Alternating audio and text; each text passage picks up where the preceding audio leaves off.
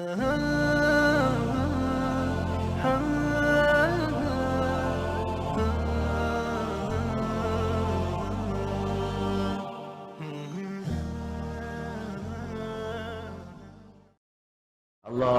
اغفر لقومی فإنہم لا یعلمون۔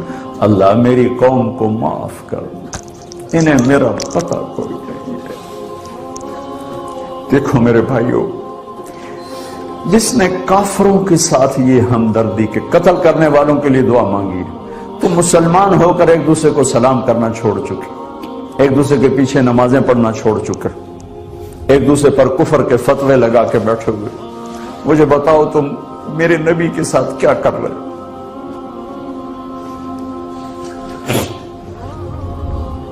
وہ تمہیں فرقوں میں بانٹ کر گئے تھے یا امت بنا کر گئے تھے؟ کیوں اس نادان کھیل میں اپنی زندگی برباد کرتے ہو؟ کیوں نہیں مسلمان بن کے رہتے ہو؟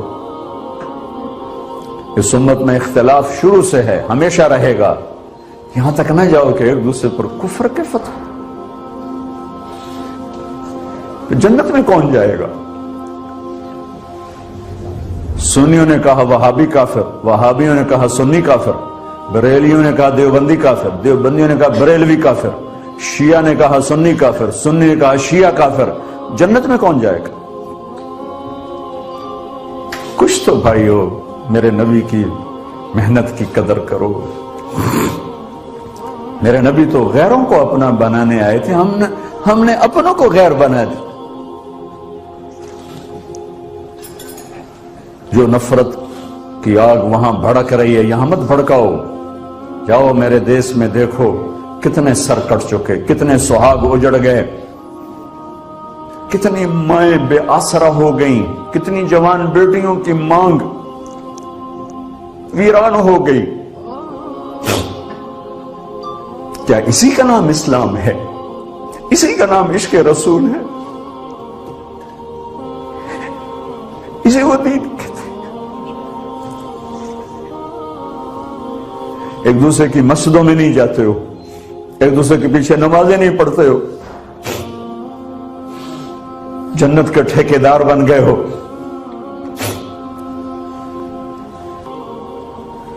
کوئی گنجائش نہیں، اپنے اپنے عقیدے پر پکے رہو، دوسرے کے لیے گنجائش رکھو۔ کیوں اس قدر ظلم و ستم ڈھائے ہوئے ہیں؟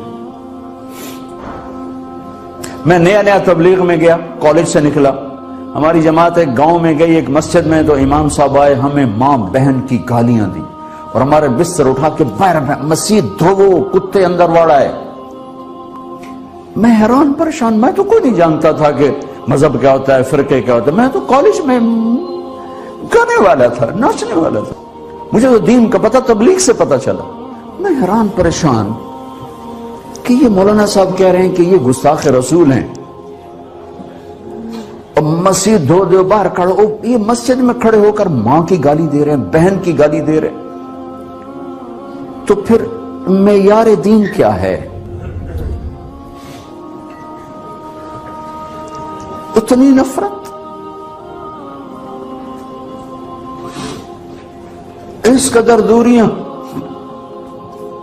اگر ہم کافر تھے تو ہمیں گلے سے لگاتے، ہمارے نبی کی طرح ہمیں کھانے کھلاتے، ہمیں پانی پلاتے، پھر ہمیں بات سمجھاتے، لیکن ماں بہن کی گالیاں، مسجد میں کھڑے ہو کر، امام مسجد۔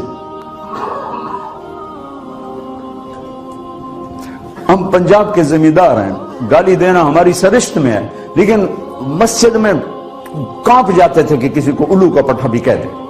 ہمارے بزرگ بڑے بھی بہت گالیاں نکالتے تھے، لیکن مسجد میں کسی کو جرت نہیں ہوتی تھی کہ وہ میرے والد مرحوم خود بہت غصے والے بڑے سردار آدمی تھے، تو تھوڑی تھوڑی بات پہ مار پٹائی گالیاں، لیکن میں نے نہیں اپنے باپ کو مسجد میں سنا غصے میں بھی کسی کو گالی دیتے ہوئے۔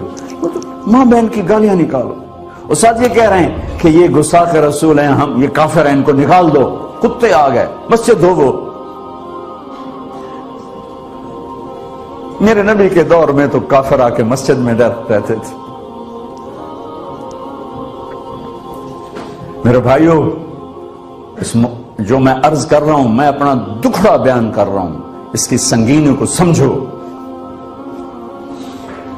یہ پاؤنڈ ڈالر نہیں بچائیں گے جب ہم آپس میں ٹوٹ جائیں گے.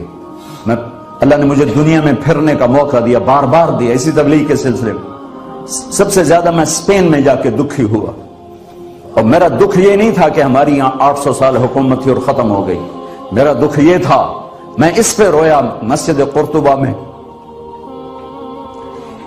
کہ جس وجہ سے اسپین تباہ ہوا وہ ساری وجہ میرے دیس پاکستان میں موجود ہے اس وقت. اور ہوش نہیں ہے کسی کو. مذہب پر لڑائی، سیاست پر لڑائی، دین پر نفرت، سیاست پر نفرت، قوم پہ نفرت، صوبے پہ نفرت، پیشے پہ نفرت، نفرت نفرت نفرت. میرے نبی نے پوچھا اسلام کا سب سے مضبوط عمل کیا ہے؟ صحابہ نے کہا نماز. آپ نے کہا نہیں. صحابہ نے کہا جہاد. آپ نے کہا نہیں. صحابہ نے کہا روزہ. آپ نے کہا نہیں. صحابہ نے کہا حج. آپ نے کہا نہیں. کہ یا رسول اللہ پھر آپ بتائیں. فرمایا دین کا سب سے مضبوط عمل محبت ہے. محبت ہے. محبت.